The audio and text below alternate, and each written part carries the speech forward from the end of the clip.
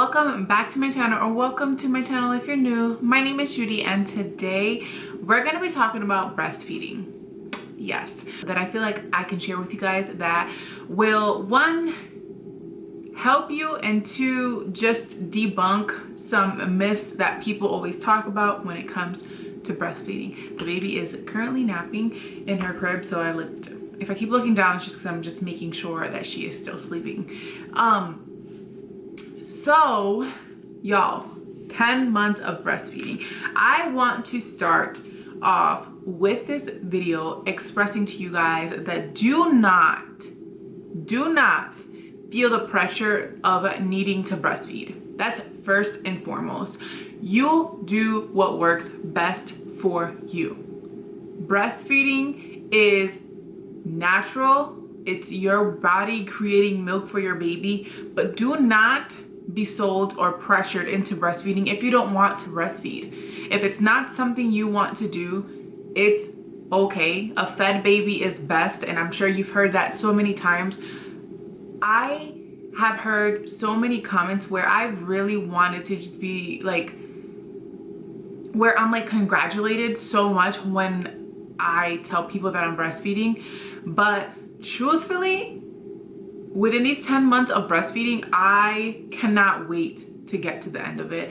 I do not want to breastfeed anymore, and I didn't truly want to breastfeed 100%, but because it was the most affordable for my family, that is the decision we went with, and don't regret it, but it is a lot of work. First and foremost, it's a lot of work, and it's a big commitment, and essentially for the first 6 months of your baby's life, longer, because my daughter just started eating solids at 10 months. She like would nibble here and there, but she really wouldn't like consume an actual meal till now, because I guess it's just what she decided to do. But you are literally giving up your body still. It's kind of like I've been pregnant for another 10 months still, okay? It's like you still don't have your body back. Okay, so it is a lot of work. So if you are choosing not to breastfeed, it's okay. If you are choosing, if you're in between, and don't feel the pressure of motherhood, of whatever people have to say out there, they're not your child. They're not your child's parent, first of all. Second of all, at the end of the day, you're doing what you think is best for you and your family. Because if you're gonna go crazy breastfeeding your child and you're gonna be depressed, all these other extra things, I don't know why I'm going off on this tangent, and this was not in my notes, but I really want to emphasize for people that are struggling with the decision, if you choose not to, do not feel pressured. Don't feel pressured. Own it. I don't want to breastfeed. Your child is still gonna live, and it's still gonna be fine without breastfeeding, okay? Leaving that there.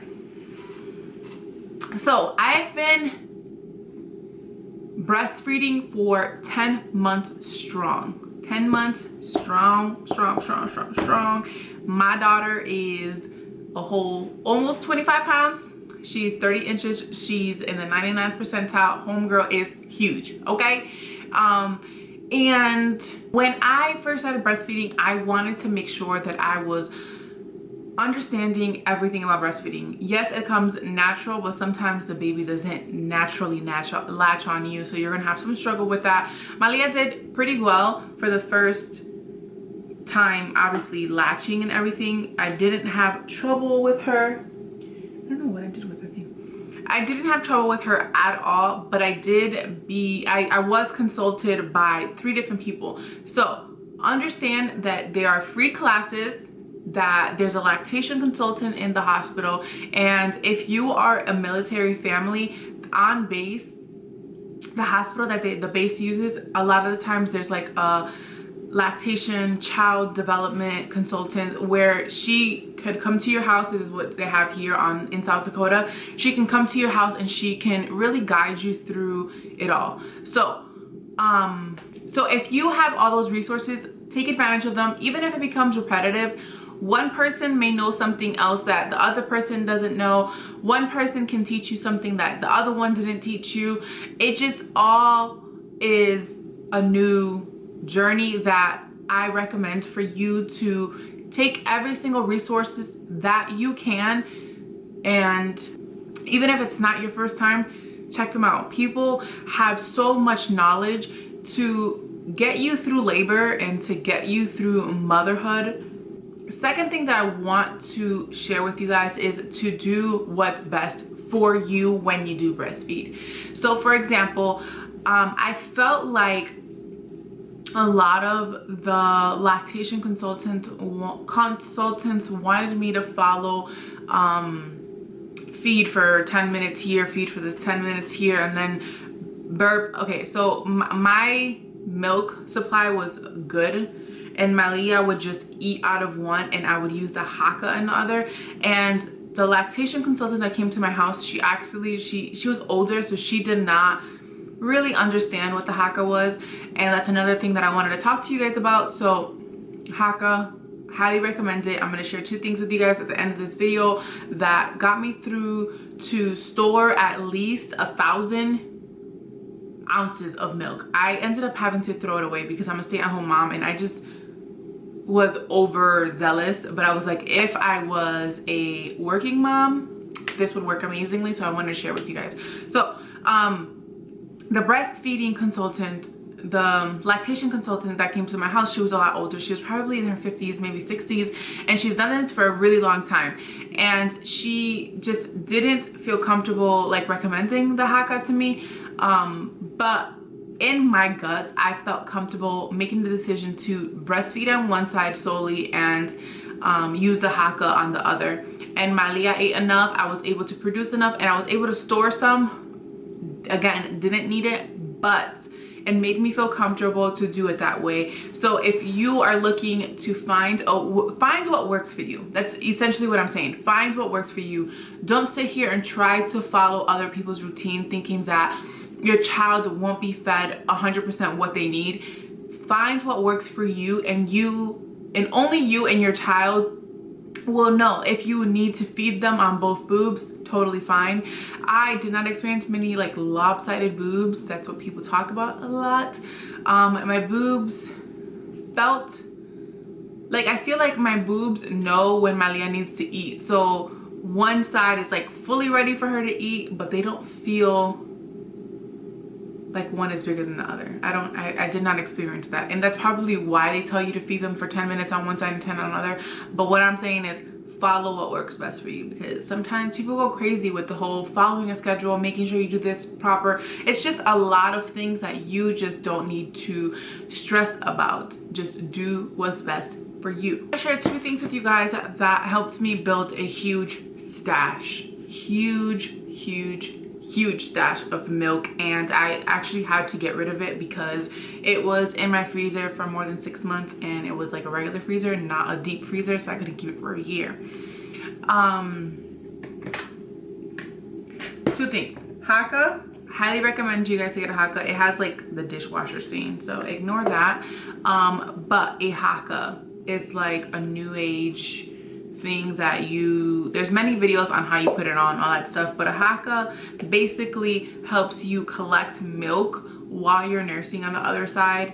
And a lot of the times you leak regardless on the opposite side, so it's just collecting that milk that you would normally lose, then some, and you're able to store it so that you can collect and you can have a stash for whatever reason. Sometimes people go back to work. I didn't go back to work. I am a stay-at-home mom, but like I said, I was able to build such a huge stash that I know that if I was a stay-at-home, if I went back to work, I would be set. I wouldn't have to worry about, and I only did the haka for about a month and a half, maybe 2 months, because I realized that I had too much stored, and I was like, I don't know what I'm gonna do with all this. I don't have space for this. I don't have a deep freezer, so I need to stop collecting because it's just me and Atoa, and it's not like I'm gonna leave her forever. So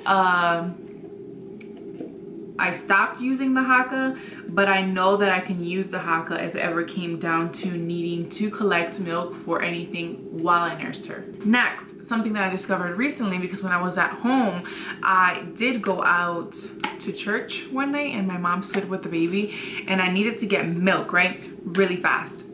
My sister had a handheld pump. She has used a regular pump before. Like the whole shebang industrial one that your insurance gives you. That's not for me. I think it's too much work. And this right here, she had the Modelo one. I bought this one because it was a few dollars cheaper, but they work the same. So if you're looking for this one or the Modelo one, honestly, whichever one you go for, you will be fine. It works perfectly fine. I'll link both of these down below. These are cheaper. The Hakas are cheaper on Amazon. You can get 2 for the price of 1.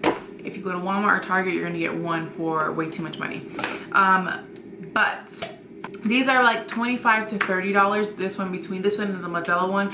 And yes, you're pumping with your hand, but the way that this works, it honestly collects milk really quickly. So if you're on the fly, you don't have to plug something in. You can just get the milk out and you're able. I was literally in less than 5 minutes. I got about 3 ounces with the Modelo one. And this one too, I got about 3 ounces the last time I did it, which was to go to church and I didn't want to breastfeed her. I was just trying different things, but most of the time I end up breastfeeding her. So if you are paying for your manual, your electrical pump, and you are just like undecisive, honestly, you can get the job done with this. If you had to, you can get it done in like less than 30 minutes instead of having to plug it in, unplug it. You're gonna be working so much harder to get all those pieces together. My sister used to deal with that and luckily she doesn't have to anymore. But if you need to pump on the fly, I highly recommend this bad boy. If you want to collect milk on your maternity leave, I highly recommend this one. Put it on the other boob while you're nursing and it'll become, see, the thing is that, you know how I was expressing to you guys earlier about feeding how you feel is best, like not counting 15 minutes here, 15 minutes there. If you're nursing at the same time, you're going to get almost the same amount of milk out and you're gonna be able to collect that milk and you're not going to have to worry about your boobs being lopsided, and you're always going to have milk for your baby, so you're not going to have to worry about overproducing or underproducing and or worried about your stash when you go back to work. So working moms, get yourself a Haka. I highly recommend it. I really truly believe that if you are trying to build a stash and you are worried about it, this will get you there. You will be able to not have to worry about waking up in the middle of the night and pumping. You don't have to worry about waking up. You don't have to worry about feeding and then pumping, so then you have so much more milk. Like seriously, I feel like this is a genius thing to use. And then when you go back to work, you can get yourself 2 of these and pump at the same time, and you're gonna be able to collect the milk that you would normally get while you were feeding your baby in person. Okay, I really recommend hydration. I'm sure you guys heard this so many times. Highly recommend hydration. I definitely do notice a dip when I don't drink. I am really trying hard now, especially being keto. Like I need to hydrate, if not it just doesn't work well with me. So I'm always drinking a lot of water and I'm making sure that it's good fluids, not just carbonated junk. Water, like pure delicious water. Okay, one thing that I did use if I needed a boost of like hydration, that like let's say a couple days I was lacking, because I did struggle obviously when you're a new parent and like you forget about yourself. The Armor drinks really did me well. I don't know what it is. It has so many things. I know it has coconut milk, all the stuff that you would need to hydrate yourself. I definitely felt like when I drank one of those, my milk supply was like on 100. Don't know if that's like a myth, but it worked really well for me. And let's debunk this myth right now. 100%. Breastfeeding does not equal to weight loss, okay? not all the time. So if you are a lucky mom that breastfeeds and loses weight, congratulations. Me, on the other hand, I was not. So if you are in the same boat, girl, do not stress it. The weight will come off eventually. Right now, I'm on a weight loss journey. Wednesdays are weight loss videos.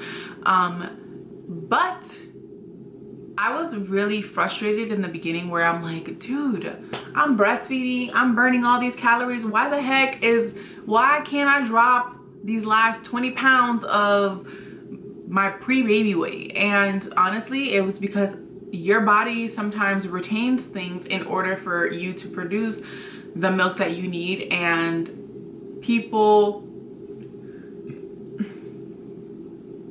everyone is not built the same way. So don't be hard on yourself. If you are breastfeeding and you are not losing weight, it will come eventually. Sometimes people don't lose weight until after they end up finishing breastfeeding. Fingers crossed that maybe that's what I'm going through.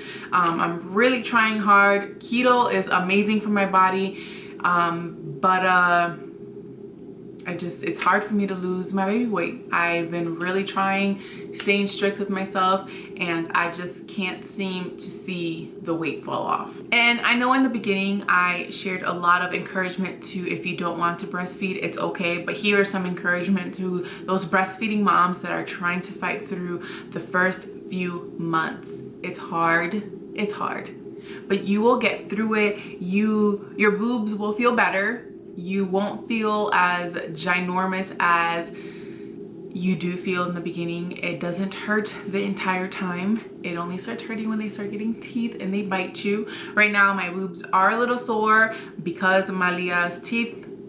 They're a lot of fun, but it's something that you're gonna work through. Engorgement does happen again sometimes when the baby starts eating a little bit less. Sometimes I wake up with my boobs a little sore just because Malia didn't eat that entire night, and sometimes she would eat that night a few nights before. So my body is trying to produce what she ate the night before, but she didn't have it.